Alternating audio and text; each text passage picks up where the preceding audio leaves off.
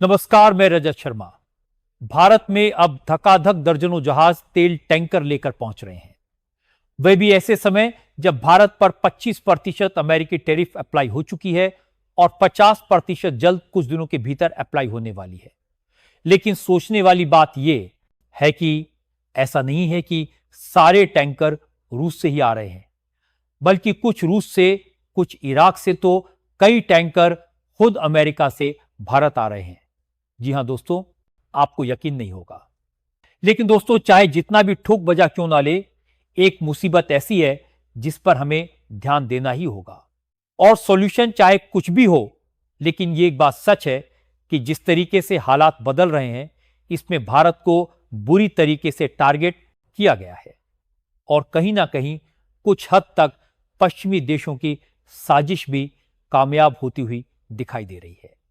दरअसल जब यूरोपीय यूनियन ने भारत की नायरा एनर्जी पर प्रतिबंध लगाया, तो नायरा एनर्जी को मजबूरन रूस से तेल इंपोर्ट कम करना पड़ा और अब नायरा एनर्जी इराक से कच्चे तेल खरीद रही है, जो कि टैंकरों में लोड होकर भारत आ रहे हैं। और खबरें इस बात को साफ साफ बयां कर रही हैं कि भारत नॉन रशियन ऑयल को काफी ज्यादा परचेज कर रहा है फिलहाल के दिनों में। लेकिन कमाल की बात यह है दोस्तों कि इंडियन ऑयल कॉरपोरेशन ने एक नई प्लानिंग के तहत 20% की एथेनॉल ब्लेंडिंग को बढ़ावा देना शुरू कर दिया है, जिससे अब भारत कम ऑयल और नेचुरल गैस इंपोर्ट में ज्यादा एनर्जी पैदा करने जा रहा है। फिलहाल पूरी डेवलपमेंट क्या है, इस वीडियो में समझते की है। लेकिन आगे बढ़ने से पहले इस वीडियो को लाइक करके चैनल को सब्सक्राइब जरूर कर दीजिए, क्योंकि हम आपके लिए ऐसे ही महत्वपूर्ण खबरों से जुड़ी वीडियो लाते रहते हैं। देखिए दोस्तों, क्या आपने कभी सोचा है कि दुनिया की राजनीति में सबसे बड़ा हथियार क्या होता है? यह सिर्फ गोलियां और मिसाइलें नहीं है। असली हथियार है दिमाग और सही समय पर उठाया गया कदम।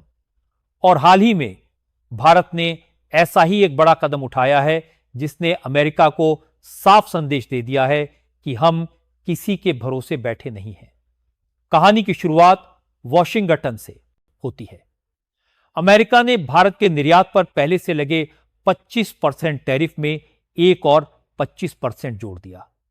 यानी अब भारत से अमेरिका जाने वाला हर सामान 50% ज्यादा महंगा हो गया।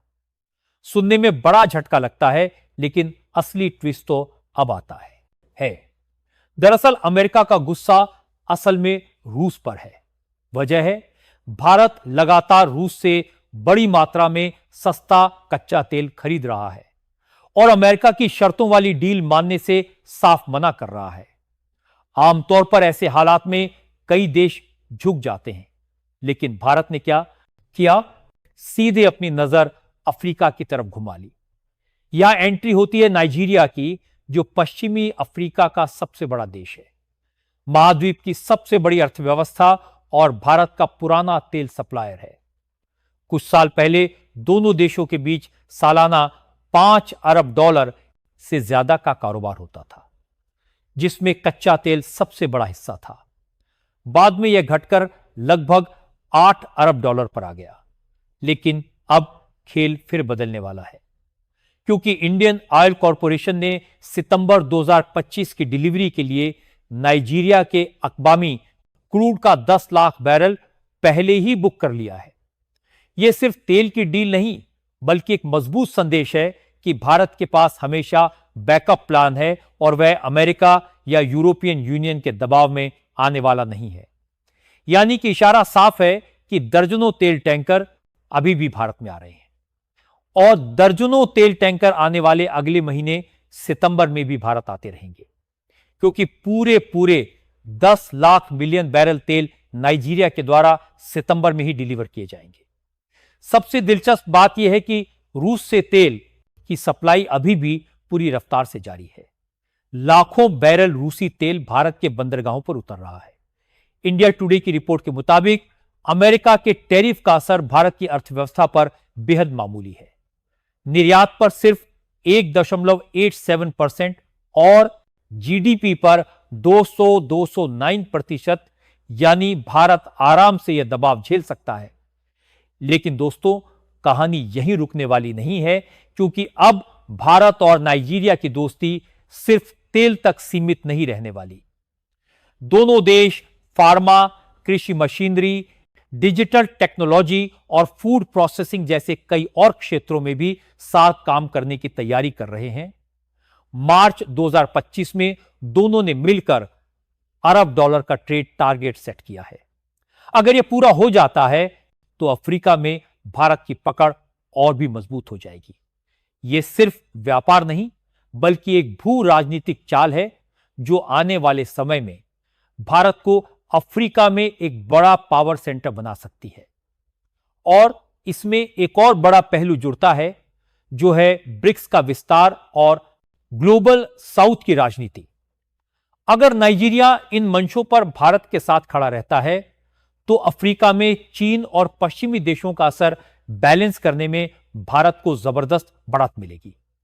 यानी साफ है, यह कोई साधारण एनर्जी डील नहीं, बल्कि कूटनीति का एक मजबूत मोहरा है। याद रखिए, अंतर्राष्ट्रीय राजनीति में हर चाल का असर तुरंत नहीं दिखता, लेकिन जब नतीजे सामने आते हैं तो तस्वीर पूरी तरह बदल जाती है।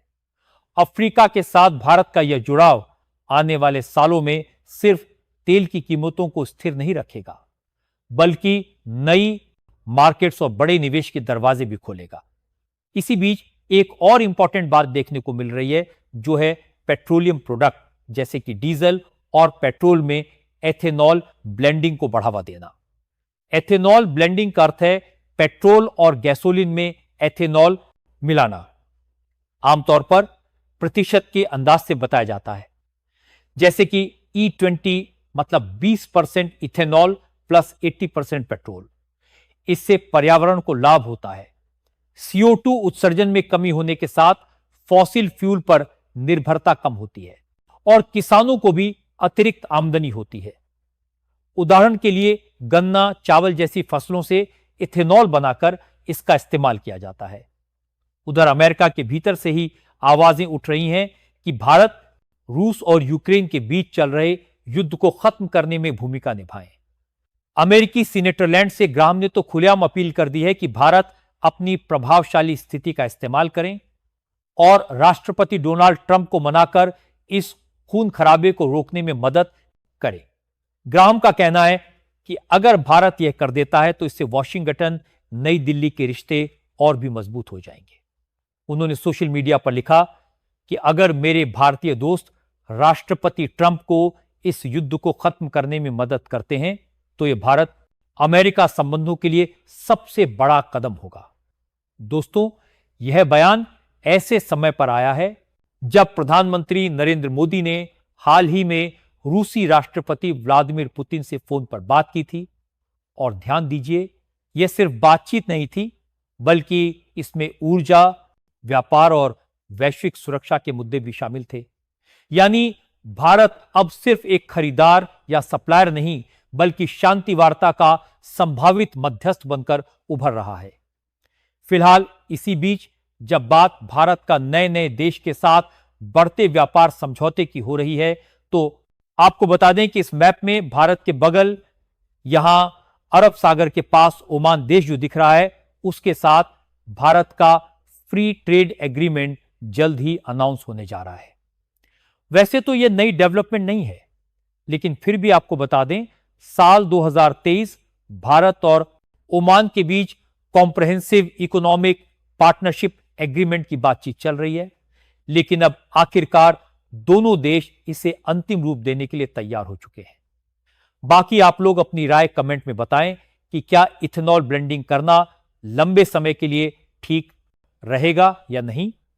और इस वीडियो को एक लाइक करके अपने मित्रों तक शेयर जरूर करें ताकि उन्हें भी जानकारी मिल सके। इसी तरह और भी नॉलेजेबल वीडियोस देखने के लिए चैनल को सब्सक्राइब करके बेल आइकन को ऑल पर जरूर सेलेक्ट करें।